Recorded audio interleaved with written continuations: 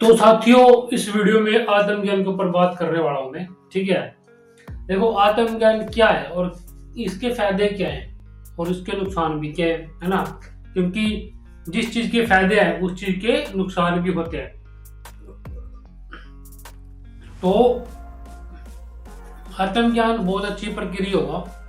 ठीक है। आत्मज्ञान क्या होता है कि जीवन में ना जो मतलब मूर्खता होती है ना, मूर्खता, भाई मूर्खता मतलब कि अगर आपको आत्मज्ञान नहीं है तो आप मूर्खता में रहते हो। मतलब कि एक अलग स्टेज है। मतलब कि ले लो, ये एक स्टेज है और ये इससे बड़ी स्टेज है तो दोनों स्टेज ही, लेकिन बड़ी है। और जैसे कि आपको पता होगा कि जैसे गरीब घर, जैसे कोई छोटा घर है कोई बड़ा घर है, तो उस बड़े घर पे से छोटा घर दिख जाता है। ठीक, सबको दिख जाता है ना। लेकिन जो ये होता है ना कि जो छोटा घर होता है ना वो बड़े घर को देख पाता संपूर्ण रूप से। यानी कि एक प्रकार से ला लो कि बहुत बड़ी बिल्डिंग है और छोटे छोटे घर है। तो आत्मज्ञान इस टाइप की प्रक्रिया हो, इस टाइप का कि समझ होगा। ठीक है। कि जो ऊंचाई पे होता है, ठीक है, जो इंसान को ऊंचाई उठाता है। तो मतलब कि आत्मज्ञान से ये होता है कि आत्मज्ञान के फायदे पता क्या क्या है, क्योंकि बहुत फायदे हैं।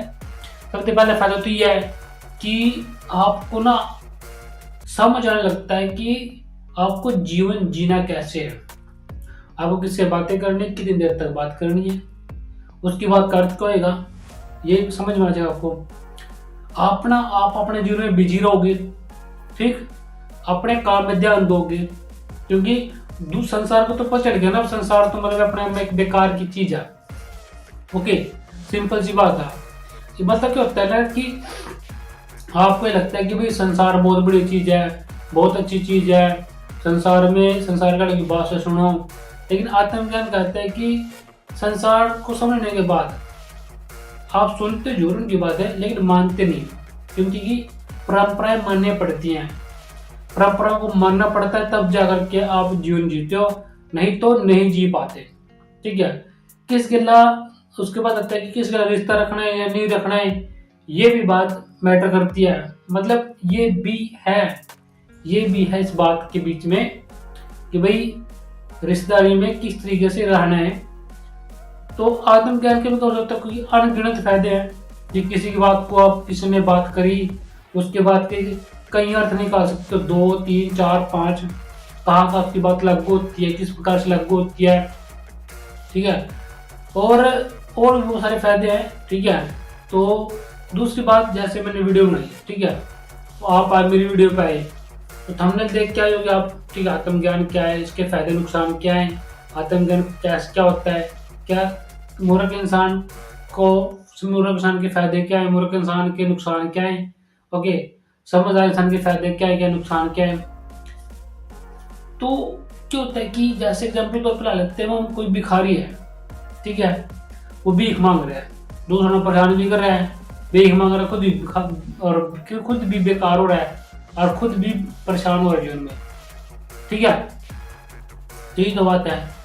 और क्या है कि एग्जाम्पल तौर पर समझ लो कि एक बढ़िया बंदा, समझदार बंदा सही तरीके से जीवन जी रहा है, मस्ती में जी रहा है, आनंदित में जी रहा है और खुश भी है जीवन में। ठीक है। लेकिन खुशी को मैं आप ऐड नहीं करना चाहूंगा, क्योंकि आत्मज्ञान में खुशी खत्म हो जाती है। खुशी नाम की कुछ नहीं होती, सिर्फ आनंदित मस्ती होगा। ठीक। तो खुशी तो होती है संसारिक बंदे के लिए, जिस खुशी का मतलब होता है कुछ चीज मिलेगी खुश हो गए, कोई चीज मिली खुश हो गए, कुछ चीज मिली खुश हो गए। लेकिन जो आत्मज्ञानी बंदा होता है उसके लिए वे टूल्स होते हैं, औजार होते हैं, बस बात खत्म। ठीक है। यानी कि आत्मज्ञान क्या होता है कि आपको ना संसार की तो असलियत दिखा देता है, असलियत सच्चाई दिखा देता है। और फिर संसार में आत्मज्ञानी बंदा चलता है, ठीक है, लेकिन वो संसार के अनुसार ज्यादा काम ही नहीं करता। क्यों नहीं करता भाई? क्योंकि संसार जो है सिर्फ मान्यताओं पे चलता है।